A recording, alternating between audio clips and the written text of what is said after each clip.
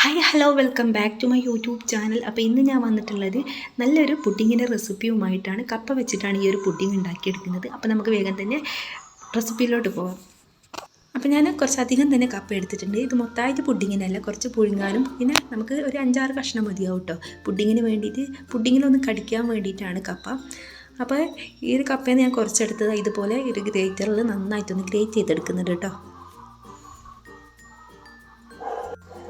അപ്പം നമ്മളെ പുഡിങ്ങിനൊക്കെയുള്ള കപ്പ ഇത്രയും മതിയാവും കേട്ടോ. ഇനി ഇത് നന്നായിട്ടൊന്ന് കഴുകിയെടുക്കുന്നുണ്ട്. ഇതിലൊരു പൊടി പോലെ ഉണ്ടാവില്ല, സ്റ്റാർച്ച് ഉണ്ടാവില്ല, അത് നന്നായിട്ടൊന്ന് കഴുകിയെടുക്കണം. അപ്പോൾ ഇതുപോലെ ഒരു സ്ട്രൈനറിൽ വെച്ചിട്ട് നന്നായിട്ടൊന്ന് കഴുകിയെടുക്കാം.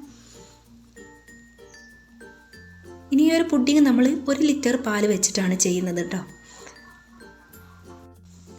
നമുക്ക് എത്രയാണോ വേണ്ടത് അതിനനുസരിച്ചിട്ട് പാലിൻ്റെ അതുപോലെ തന്നെ കപ്പയുടെയൊക്കെ ക്വാണ്ടിറ്റി ഒന്ന് കൂട്ടി കൊടുത്താൽ മതി. അപ്പോൾ ഞാനിവിടെ 1 ലിറ്റർ പാൽ വെച്ചിട്ടാണ് ഇപ്പോൾ ഈ ഒരു പുഡിങ് റെഡിയാക്കി എടുക്കുന്നത്.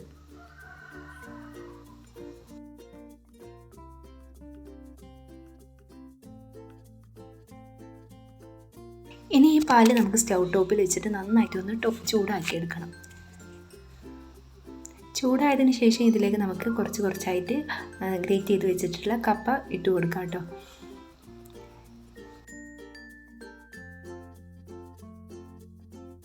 ഇനി ഇതിലേക്ക് കുറച്ച് മിൽക്ക് മെയ്ഡൂടെ ഒഴിച്ച് കൊടുക്കട്ടോ. അപ്പോൾ എൻ്റെ കയ്യിൽ കുറച്ച് മാത്രമാണ് മിൽക്ക് മെയ്ഡ് ഉള്ളത്, ബാക്കി ഞാൻ പഞ്ചസാര വെച്ചിട്ട് അഡ്ജസ്റ്റ് ചെയ്യുകയാണ് കേട്ടോ ചെയ്യുന്നത്. അപ്പോൾ ഒരു 1/4 ഭാഗത്തോളം മിൽക്ക് മെയ്ഡ് ഉണ്ടായിരുന്നുള്ളൂ, ഒരു 1/2 ഭാഗത്തോളെങ്കിലും വേണ്ടിയിരുന്നു. പിന്നെ ഞാൻ ഇതിലേക്ക് 2 സ്പൂണ് വനില എസൻസ് കൂടെ ഒഴിച്ച് കൊടുക്കുന്നുണ്ട് കേട്ടോ.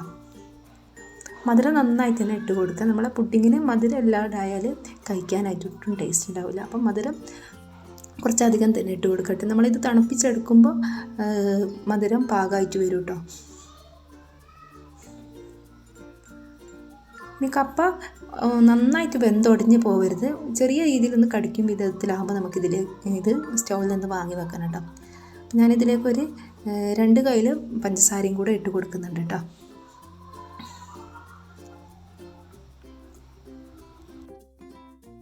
ഇനി പുഡിങ് സെറ്റാക്കി എടുക്കാൻ വേണ്ടിയിട്ട് ഞാനിവിടെ 10 ഗ്രാം ചൈന ഗ്രാസ് ഒന്ന് മെൽറ്റ് ചെയ്തെടുക്കുന്നുണ്ട് കേട്ടോ. ഞാൻ ആദ്യം തന്നെ പെട്ടെന്ന് തന്നെ മെൽറ്റ് ചെയ്യാൻ വേണ്ടിയിട്ട് കുറച്ച് ചൂടുവെള്ളം ഒഴിച്ച് കൊടുക്കുന്നുണ്ട്.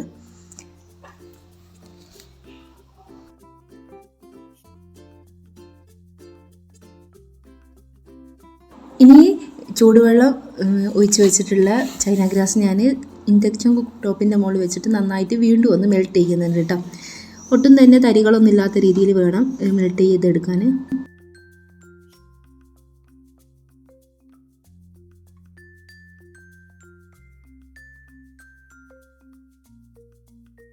അപ്പോൾ ചൈന ഗ്രാസ് മെൽറ്റ് ചെയ്ത് കഴിഞ്ഞിട്ടുണ്ട്. ഇനി ഇത് നമ്മൾ നേരത്തെ തിളപ്പിച്ച് വെച്ചിട്ടുള്ള പാലിലേക്ക് ഒഴിച്ച് കൊടുക്കുക കേട്ടോ.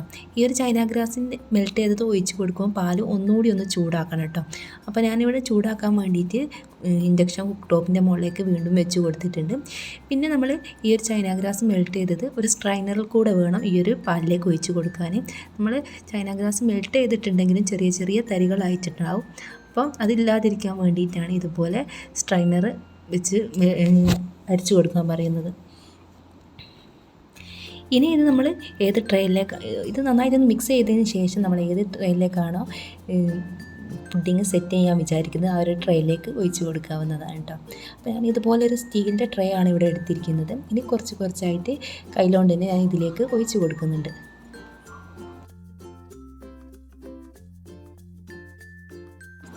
പുഡിങ് സെറ്റ് ചെയ്യാൻ വേണ്ടിയിട്ട് ഒഴിച്ച് കൊടുത്തു കഴിഞ്ഞാൽ ഇതുപോലെ എയർ ബബിൾസ് കാണാം. അത് ഇതുപോലെ ഒരു സ്പൂണ് വെച്ചിട്ടോ അല്ലെങ്കിൽ ഒരു കയ്യിൽ വെച്ചിട്ട് ഇത് വടിച്ചെടുക്കുകയും ചെയ്താൽ മതി. ഇത് എയർ ബബിൾസ് പുഡിങ് സെറ്റായി വരുമ്പോൾ കാണുമ്പോൾ ഒരു ഭംഗിയില്ലാതിരിക്കും. അതില്ലാതിരിക്കാൻ വേണ്ടിയിട്ടാണ് ഇതുപോലെ കോരിയെടുക്കാനോ അല്ലെങ്കിൽ വടിച്ചെടുക്കാനോ പറയുന്നത് കേട്ടോ.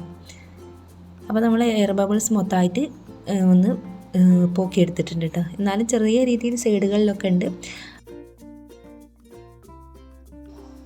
ഇനി ഇത് നന്നായിട്ട് ചൂടാറിയതിന് ശേഷം ചെറുതായിട്ടൊന്ന് സെറ്റായി തുടങ്ങും. ആ ഒരു സമയത്ത് നമുക്ക് നമ്മളെ കയ്യിലുള്ള ഏതെങ്കിലും ഒരു നട്ട്സ് വെച്ചിട്ട് ഇതൊന്ന് ഗാർണിഷ് ചെയ്ത് കൊടുക്കാം കേട്ടോ. അപ്പോൾ ഞാനിവിടെ ബദാം വെച്ചിട്ടാണ് ഗാർണിഷ് ചെയ്യുന്നത്. അപ്പോൾ നമുക്ക് ഇഷ്ടമുള്ള രീതിയിൽ ഗാർണിഷ് ചെയ്യാവുന്നതാണ്. അപ്പോൾ ഞാൻ ഈ ഒരു രീതിയിലാണ് ഗാർണിഷ് ചെയ്ത് കൊടുക്കുന്നത്. ഇനി ഇത് മെല്ലെ നമുക്ക് ഫ്രിഡ്ജിലേക്ക് വെച്ചിട്ട് ഒരു 2-3 മണിക്കൂർ കഴിഞ്ഞതിന് ശേഷം സെർവ് ചെയ്യാവുന്നതാണ്.